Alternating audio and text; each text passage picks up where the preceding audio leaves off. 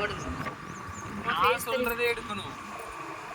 கண்ணாடில குறைச்சிக்க, எப்படி ஜூமை குறைச்சி ஃபர்ஸ்டியா இங்க பாருமா, நமக்கு எதை நீ அந்த டூ நாட் டிஸ்டர்ப் மோட் ஓகேடியா?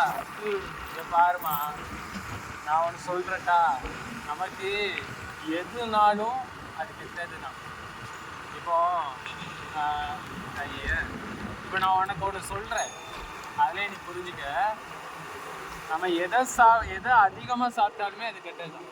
எடுத்துக்காட்டுக்கு நான் உனக்கு ஒன்று சொல்கிறேன்.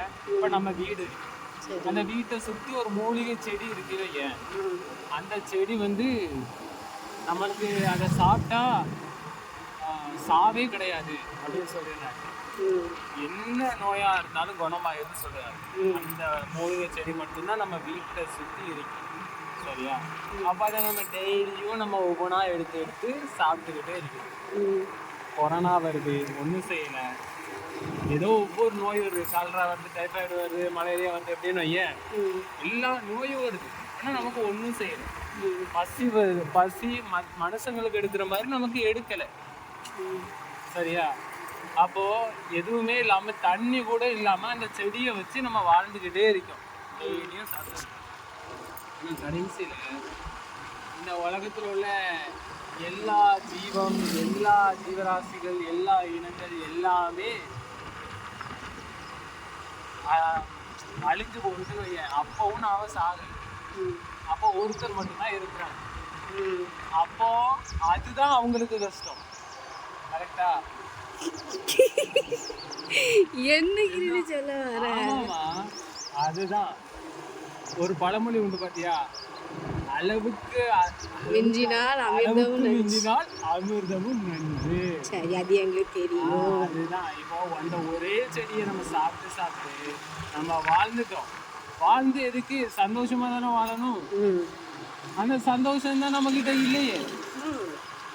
அப்போ அதுதான், அந்த மூலிகையை சாப்பிடாம மனுஷங்களா மாறி நாமும் சாப்பிட்டு வாழ்ந்துருந்தா நம்மளும் அவங்களா சந்தோஷமா இருந்திருக்கீங்களா?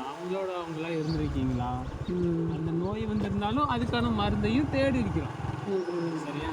ஸோ எப்போவோ ஒன்று நல்லது, இதை நீ நல்லா சாப்பிடு, இல்லை ஒன்று நல்லது, இதையே நீ பண்ணு அப்படின்னு யாராவது சொன்னால் கேட்காது.